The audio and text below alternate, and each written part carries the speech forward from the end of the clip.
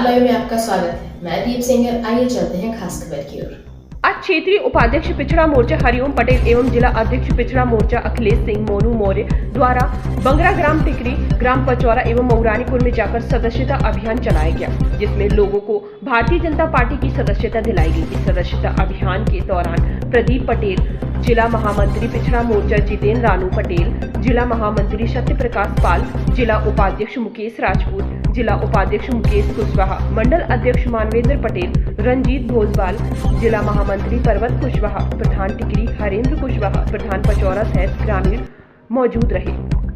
संवाददाता मुकेश राजपूत के साथ मनीष नायक की रिपोर्ट। आज आप मऊरानीपुर आए, क्या कार्यक्रम थे?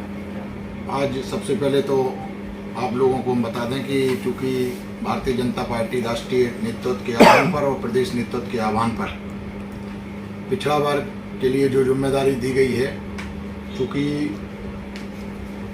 कांग्रेस के लीडर या कांग्रेस के पुत्र, कांग्रेस के पूर्व राष्ट्रीय अध्यक्ष के पुत्र राहुल गांधी जी के द्वारा जो विदेश में जाकर के ओबीसी मोर्चा के लिए या बैकवर्ड के लिए या दलित के लिए जो आरक्षण समाप्त करने की बात कही गई है और दोहरी नीति अपनाई जा रही है। चूँकि राहुल जी दोहरी नीति अपनाई जा रही है, आप लोगों से कोई छुपी नहीं है। चूँकि कारण अभी चुनाव के दौरान राहुल जी का कुछ स्टेटमेंट और था कि भारतीय जनता पार्टी आरक्षण समाप्त करने जा रही है, और आज वर्तमान में वो विदेशों में जाके कह रहे हैं हमारी सरकार आएगी तो हम आरक्षण समाप्त कर देंगे। तो मीडिया के साथियों से हम यही कहेंगे कि आपके समक्ष जो भी है, दोनों चीज़ें हैं, इसके लिए आपसे ज़्यादा बेहतर कोई नहीं जानता, मीडिया से ज़्यादा कोई नहीं जानता। उनका वर्जन पहले भी था और वर्जन आज भी है। तो जो दोहरी नीति जो राहुल गांधी जी अपना रहे हैं, इनके शब्दों की और इनकी बातों की हम घोर निंदा करते हैं। और पिछड़ा वर्ग मोर्चा भारतीय जनता पार्टी ग्रामीण झांसी के लिए जो राष्ट्रीय और प्रदेश के आह्वान पर घोर निंदा के लिए कहा गया, इनकी दोहरी नीति के कारण इनकी कथनी और करनी में बहुत अंतर है और भारतीय जनता पार्टी की कथनी और करनी में अंतर नहीं है। ना तो भारतीय जनता पार्टी के द्वारा पहले भी ये कहा गया कि हम आरक्षण को समाप्त करेंगे, ना इस तरीके से कोई चर्चा है, ना आज तक किया गया है, वो भी आपके समक्ष है। लेकिन जनता के बीच और मीडिया के बीच जो राहुल गांधी जी का वर्जन और स्टेटमेंट रहा है कि भारतीय जनता पार्टी की सरकार आएगी या भारतीय जनता पार्टी के कोई भी मुख्यमंत्री या प्रधानमंत्री जी के द्वारा आरक्षण समाप्त कर दिया जाएगा, तो भारतीय जनता पार्टी ने ना तो आज तक कोई दोहरी नीति इस तरीके से अपनाई है और ना करने का कोई विचार ही नहीं हुआ है। लेकिन राहुल गांधी जी के शब्दों से ये लगता है कि राहुल गांधी अपना कुछ ना कुछ कहीं ना कहीं कुछ फर्क समझ रहे हैं कि देश के अंदर कुछ बात और विदेश के अंदर कुछ और दोहरी नीति। क्या लग रहा है आपको कि राहुल गांधी जी ने जिस तरीके का ये बयान दिया है विदेश में आरक्षण को लेकर, तो कुछ नहीं, वो तो मैं कह सकता हूँ या बता सकता हूँ कि राहुल गांधी जी राजनीतिक रोटियां सेकने में लगे हैं और दोहरी नीति अपना रहे हैं। चूँकि राहुल गांधी जी इस देश के व्यक्ति तो है नहीं है, इनकी यदि एक्चुअल पूछा जाए तो इनकी माताजी भी विदेशी हैं, इनके पुराने जो लोग थे, इनके बाबा जी, दादाजी या जो भी कहें, वो सब विदेश से जुड़े हुए लोग थे।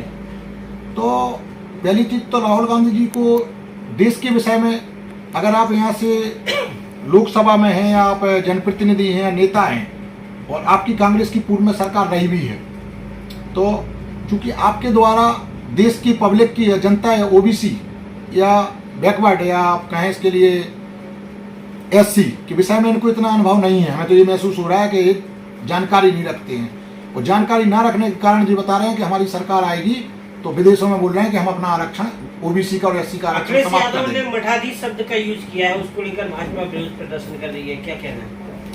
अखिलेश जी स्वयं में एक अपने आप को मतलब ये समझ रहे हैं कि हमारी सरकार भाजपा के जो विरोध में वो बात कर रहे हैं या मठाधीश की बात कर रहे हैं, तो उनके शब्दों का जितनी भी निंदा करें वो भी कम है। चूँकि इसलिए कि उन्हें तो कहने वाला तो कुछ भी कह दे, तो क्या है कि अपने ही गलेबान में भी तो झांक के देखना चाहिए।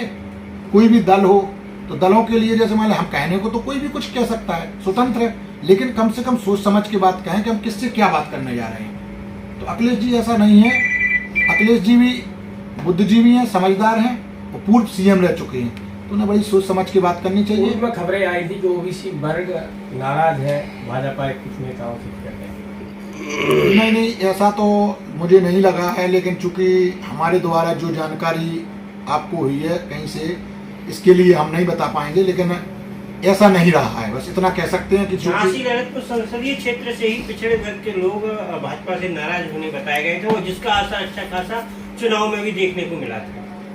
देखिए, ऐसा है कि इस विषय पर, चूंकि ये पार्टी से संबंधित विषय है और पार्टी में 5 बर्तन होते हैं या 5 लोग होते हैं, तो आपस में व्यक्तिगत कोई चीज किसी की रह सकती है, लेकिन पार्टी से कोई नाराज नहीं है। व्यक्तिगत लोगों से नाराजगी व्यतीत कर सकते हैं या नाराजगी जाहिर कर सकते हैं, लेकिन भारतीय जनता पार्टी से कोई ओबीसी नहीं है ना एससी, कोई नाराज नहीं है।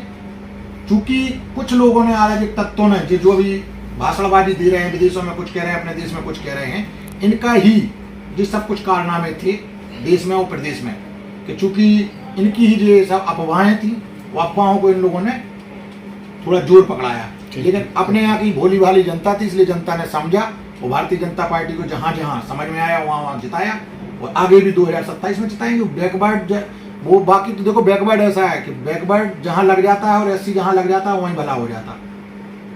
अगर इतना अच्छा वो बोले होते और अच्छे शब्द होते तो भाजपा के लिए क्यों, उनके लिए क्यों नहीं समर्थन मिल रहा होता, भाजपा को ही क्यों मिल रहा होता। तो भाजपा को मिला है और मिलेगा।